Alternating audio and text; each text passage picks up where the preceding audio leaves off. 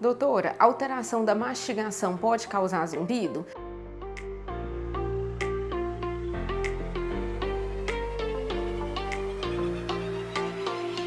Pode sim, gente. Tanto alteração de bruxismo, que é quem fica rangendo os dentes à noite, quanto de apertamento, quem aperta muito, tensiona muito os dentes à noite, quanto os estalos ou desgaste nessa articulação aqui, quando a gente abre e fecha a boca, podem causar zumbido. Por quê? Ele é muito perto do ouvido, então inflamação dessa região vai causar sintomas no ouvido e o principal dele é o zumbido.